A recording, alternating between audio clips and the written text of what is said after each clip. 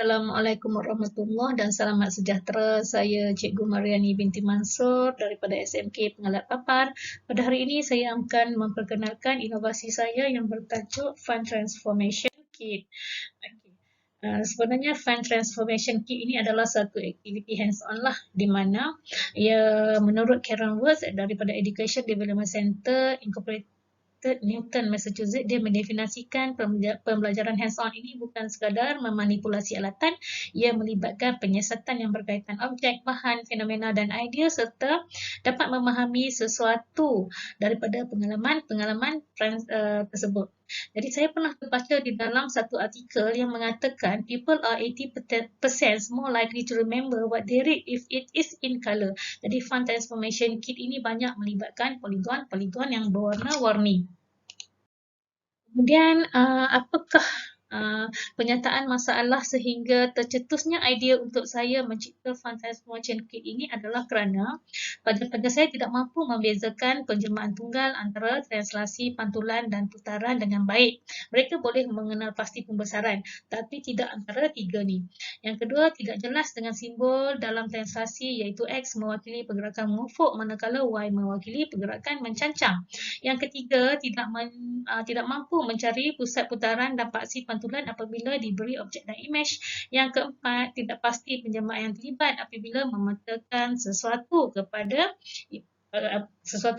kepada imej tertentu. Okey. Di dalam Fund Transformation Kit, packingnya adalah beginilah. Apabila dibuka Fund Transformation Kit ni ada banyak poligon-poligon di dalam ini.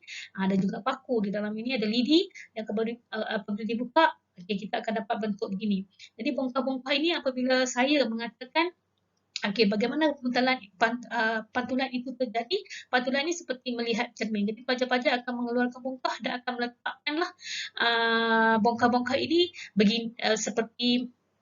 seperti begini. Contohnya kalau saya kata pantulan pada paksi Y. Jadi titik ini mesti, titik objek di sini mesti ada 2 cm daripada titik objek ke paksi pantulan dan paksi pantulan ke titik imej pun mesti 2. Jadi pelajar-pelajar tahu, mesti jarak dia 2 dan dia tidak merupakan kedudukan, mesti selari saja jarak dia. Kalau untuk objek dan imej yang ini, titik di sini mesti sepadan dengan sini, jarak dia sama dan sini mesti di sini. Jadi pelajar-pelajar akan meletakkan poligon-poligon ini mengikut arahan saya di depan dengan dibantu oleh guru-guru muda. Jadi dengan melakukan aktiviti ini, mereka dapat mengenal pasti apa itu pantulan. Ini adalah packaging Fund Transformation Kit. Yang kedua, apabila saya mengatakan bagaimana kita nak mengenal pasti putaran, untuk putaran sebenarnya ini objek dan ini imej. Objek dan imej ini sebenarnya asal-asalnya dia ditindankan sekali. Tapi apabila saya mengatakan putaran ikut arah jam, jadi mereka akan meletakkan panah di sini ikut arah jam 90 darjah. Okey, pada titik, saya bagilah titik dia di sini. Mereka akan menandakan dengan paku. Jadi mereka akan putarkan 90 darjah.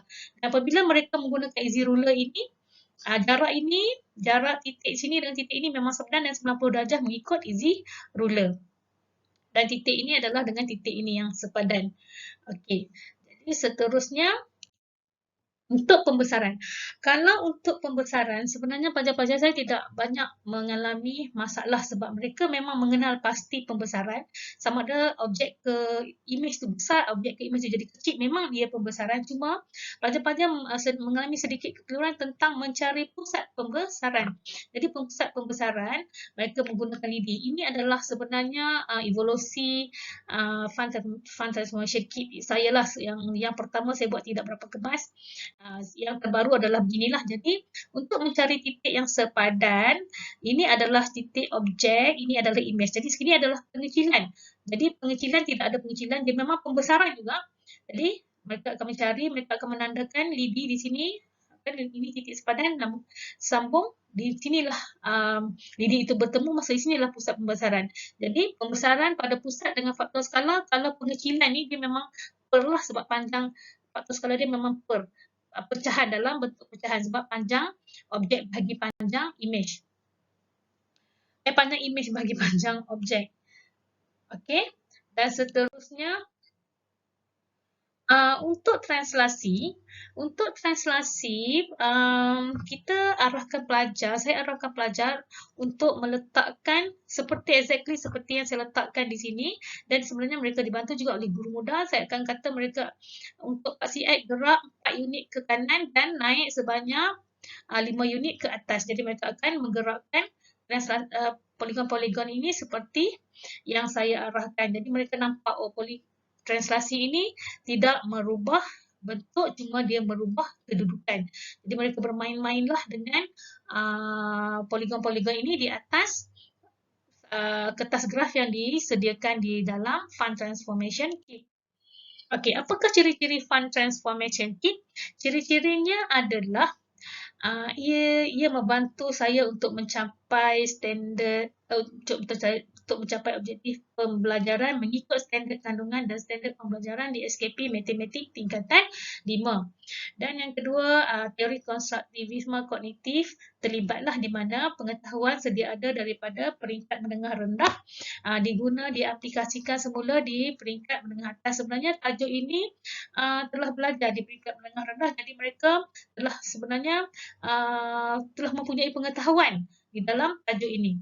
Yang kedua, teori konstruktivisme sosial di mana pelajar-pelajar akan berbincang bersama rakan-rakan mereka di dalam satu kumpulan dengan dibantu oleh guru-guru muda dan juga dibantu oleh saya. Jadi mereka berinteraksi, bermain, berbincang bersama-sama untuk memahami tajuk ini dengan lebih cepat. Yang keempat, di dalam Fund Transformation Kit ini juga saya ada libatkan elemen permainan lah, di mana saya sediakan di dalam Fund Transformation Kit ini soalan-soalan yang di dalam bentuk flashcard yang di dalamnya terdiri daripada 3 warna iaitu merah, biru dan hijau, di mana merah ada 3 markah, biru 2 markah dan hijau 1 markah. Warna-warna ini adalah mengikut aras kesusahan soalan itu, aras susah atau senangnya soalan itu. Kalau 3 markah itu susahlah soalannya, jadi pelajar-pelajar akan menjawab soalan-soalan itu dalam masa yang ditetapkan. Kumpulan yang mendapat markah yang tertinggi akan mendapat bintang, dan bintang-bintang ni akan dikumpul. Pelajar-pelajar ini apabila mereka terlibat di dalam sesuatu permainan yang berbentuk pertandingan, mereka akan berusaha untuk menjadi pemenang dan akan cuba berusaha untuk faham tajuk ini dengan lebih cepat. Kemudian untuk kos penghasilan Fund Transformation Kit ini sebenarnya tidaklah banyak. Saya hanya memerlukan kertas laminate sebanyak 5 keping, mana satu keping kertas laminate berharga 30 sen, jadi 5 keping RM1.5. Kertas A4 50 sen 5 keping. Kemudian easy ruler ni saya boleh buat 40 keping dalam 10 helai kertas, jadi kos dia dalam 15 sen saja. Kos untuk easy ruler ini. Easy ruler ini saya buat banyak lah. Jadi setiap pelajar memang ada satu easy ruler. Jadi kos dalam 15 sen. Jadi semua kos Fund Transformation Kit adalah dalam RM2.15. Okey, kebersekatan produk inovasi ini boleh didapati, boleh dilihat melalui ujian pra dan ujian pasca, di mana pada ujian pra didapati markahnya per 12 tidaklah bagus, kebanyakan di bawah 5. Jadi setelah dilakukan ujian pasca, kebanyakannya telah memperolehi 16 pelajar ini telah memperolehi markah 9 dan ke atas.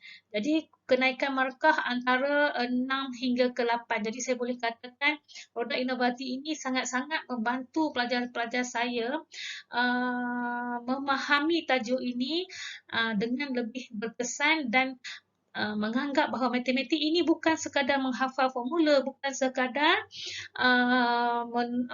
melakukan pengiraan, tetapi matematik juga adalah sesuatu yang kemahiran visual. Okay, jadi mereka tidak berasa takut untuk belajar matematik. Okay, jadi daripada saya sekian sahaja. Yang baik itu datang daripada Allah Subhanahu Wa Taala dan yang kurang baik itu datang daripada kelemahan saya sendiri. Sekian, wabillahi taufiq wal hidayah. Wassalamualaikum warahmatullahi taala wabarakatuh.